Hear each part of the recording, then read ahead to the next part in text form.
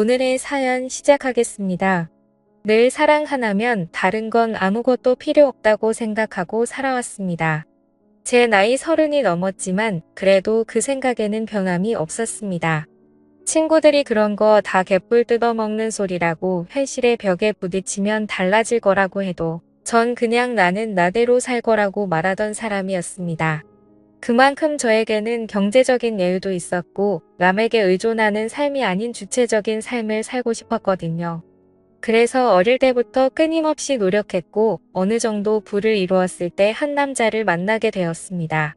결국 너무나 큰 실수란 걸 늦게 깨달았지만요. 저는 어릴 적부터 애견 미용을 배웠습니다. 동물들을 너무나 좋아하기도 했고 이 분야도 잘만 하면 돈이 될 거라고 생각하고 파고들었습니다. 그렇게 고등학교 졸업 후 몇 년을 매달린 결과 자격증을 따고 경력도 쌓았습니다. 더 큰 곳으로 옮겨 많은 기술들을 익히고 어느 정도 돈도 모았을 즈음 드디어 제 가게를 차렸습니다. 집에서 대학교 등록금이 안 들었으니 하고 싶은 것 할 수 있도록 도와주신다 하였고 저는 그 돈을 가게에 투자한 것이었습니다. 어린 나이에 사장이 되니 처음에는 애로사항이 많았습니다. 세금 문제부터 시작해서 운영하는 것까지 모두 제 힘으로 해야겠기에 시행착오를 겪었죠. 그렇게 몇 년이 지나고 나니 가게는 안정되었고 단골도 많이 늘어나 돈을 좀 벌 수 있었습니다. 정말 정신없이 달려온 제 20대의 보상이었죠.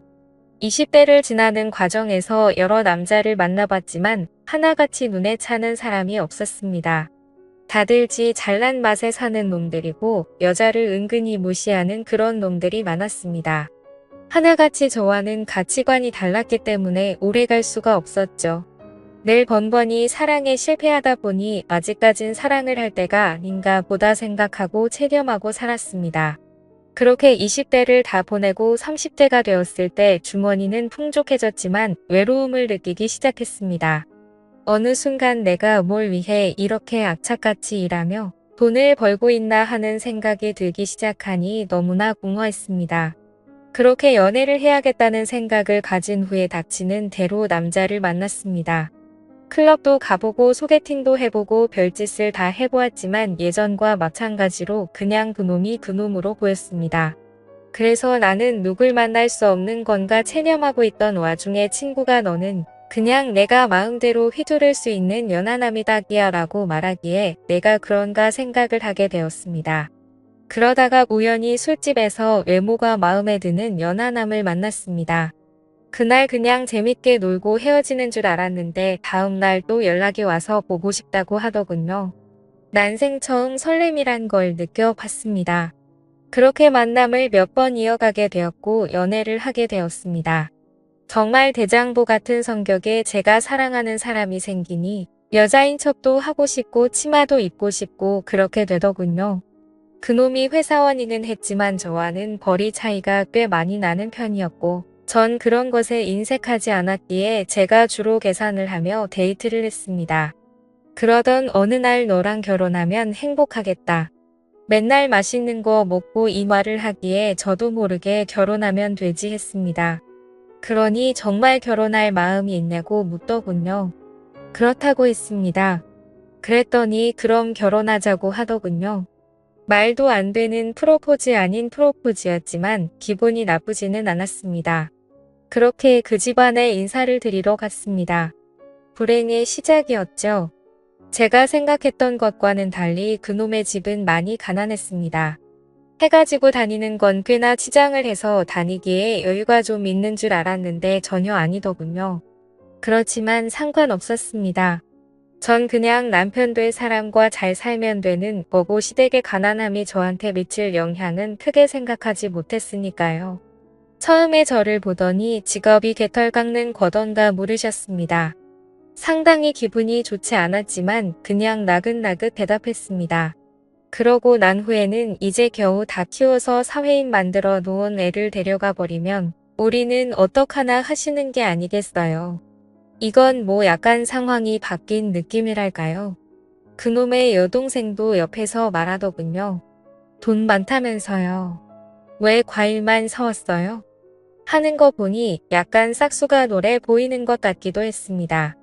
이때 탈출을 했어야 하는 건데 그때는 그냥 사람 하나 보고 가자 싶은 마음이었습니다. 제 눈이 완벽하게 잘못되었다는 것을 알게 된 것은 꽤 오랜 시간이 지난 후였습니다. 저희 부모님은 별로 달가워하시진 않으셨지만 제가 한다면 하는 성격인 걸 아시기에 남편을 그냥 좋게 생각하려고 노력하셨습니다. 나이 젊으니 오래 일할 수 있어서 좋다는 둥 뭐 그런 소리를 하면서 위로를 하시더군요. 그놈과 인사를 갔을 때는 최대한 예의를 갖춰서 존댓말하시고 좋게 말씀하려는 모습이 굉장히 고마웠습니다. 그렇게 결혼 날짜까지 잡고 준비를 했습니다. 그런데 시어머니에게 연락이 오더군요. 잠깐 보자고요. 만나서 얘기를 들어보니 지금 남편이 일을 계속할 수 있는 상황도 아니고 여동생은 대학생인데다가 나도 집에서 살림하니 집에 벌이가 없다.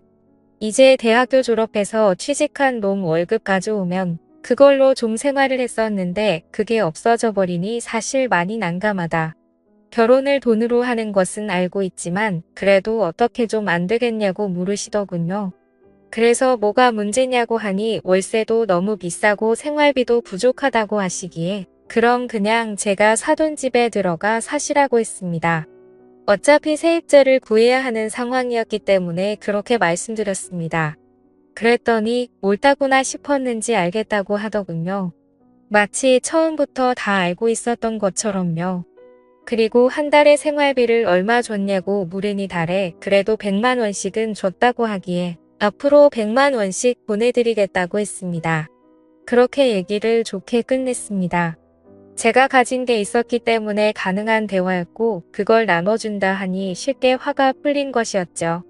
그때는 이제 가족이니 괜찮겠지 하는 마음이었습니다. 그렇게 결혼을 하게 되니 남편이 된 그놈이 회사에 다니기 싫다고 하더군요. 본인도 장사를 하고 싶다고요. 처음엔 정말 철이 없구나 생각했습니다. 그래도 마음을 계속 다잡았어요.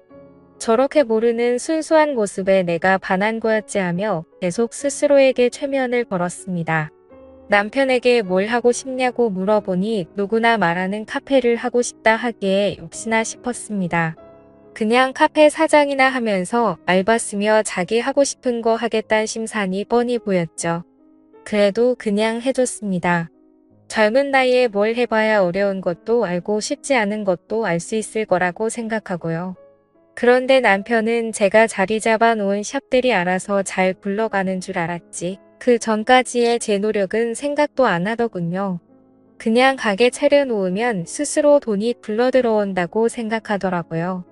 그렇게 장사를 시작하고 나니 사람이 겉멋이 잔뜩 들어서는 카페 사장이라는 게 정장 입고 다니며 가게에서 그냥 죽치고 앉아있는 게 다였습니다. 그래 망하든 말든 한번 해봐라 싶어서 그냥 가만히 두고 있었죠. 그놈의 동생도 문제였습니다. 저한테 언니 하면서 뭐 빌려달라 어디 가는데 용돈 좀 주면 안 되냐. 하여튼 제가 부모도 아니고 저한테 그런 부탁을 하기 일쑤였습니다. 시어머니, 시아버지도 마찬가지였고요. 심심하면 제가 있는 샵에 나와서 본인들이 사장이라도 된 것처럼 행동하는데 직원들 보기가 너무나 민망한 상황이 많았습니다. 그래도 그런 것까지는 그냥 그러려니 했습니다. 시간이 지나면 나아질 거라고요. 그러다가 제가 잘못된 선택을 한 결과가 본격적으로 돌아왔습니다. 도도하게 카페를 확장하러 자리를 본다고 간 사람이 그날 들어오지 않았습니다. 뭔 일인가 싶어 전화해보니 주변이 조용한 것이 이상했습니다. 어딨냐고 물으니 너무 늦어서 그냥 자고 간다고 하더군요. 어디서 자냐고 물으니 그냥 소주 한 병 사서 모텔방에서 잔다고 하기에 얘기가 잘 안 된 거냐고 물으니 한숨만 쉬더군요. 뭐 나름 안 좋은 일이 있나 보다 하고 알겠다고 하고 말았습니다. 그리고 나서 다음 날 들어왔는데 직감적으로 뭔가 굉장히 안 좋은 쪽이 발동했습니다. 그래서 그냥 조용히 주차장으로 내려가 블랙박스 확인했습니다. 소리 녹화가 다 되어 있는데 혼자가 아니더군요. 여럿인 것 같았는데 그 중에서 아가씨 목소리도 들렸습니다. 차 좋다 어떠다 하면서 지들끼리 노래 부르고 아주 난리가 난 상황이었습니다. 그러다 전화벨 울리고 음악 끄고 다들 조용하기에 아내가 이때 전화했구나 생각이 들었습니다. 보아하니 그놈과 아가씨와 친구들과 바다로 놀러간 것이었습니다. 도대체 이놈의 집안은 나를 어떻게 생각하기에 남매가 이딴 행동을 하나 싶어서 화가 났습니다. 그리고 나서 바로 하지 않고 지켜봤습니다. 어떻게 하나 싶어서요. 제가 많이 둔한 여자라고 생각했던 모양이냐. 차에 블랙박스라는 존재를 아예 생각도 안 하고 있는 것 같고요. 저는 며칠 동안 계속 블랙박스 확인했습니다. 남매끼리 아주 잘 놀더군요. 그냥 저를 호구로 생각하고 언니한테 용돈 달라 할까? 나도 차 사달라 할까? 뭐 이런 대화를 서슴없이 하고 그놈은 그 소리 듣고 그래 보던지 하는 게 그냥 영락없이 철없는 두 남매의 대화였습니다. 내가 이런 놈이랑 결혼한 건가 그때서야 조금씩 감이 오더군요. 콩깍지라는 것이 벗겨지기 시작했습니다. 그러다가 등신처럼 모텔 입구에 커튼 자국까지 차에 남기고 들어온 것을 보고는 도저히 이 정신 나간 것들을 가만둘 수가 없어서 계획을 세웠습니다. 일단 그렇게도 명의를 바꿔달라던 시댁이 살고 있는 집 그럴까도 생각했지만 혹시나 몰라서 아직 안 해주고 있었는데 천만다행이었어요. 그냥 세입자 찾았습니다. 방을 직접 볼 수 있게 해주지 못하니 세입자가 잘 구해지진 않았지만 산 가격으로 해주니 몇 주 만에 세입자를 구했습니다.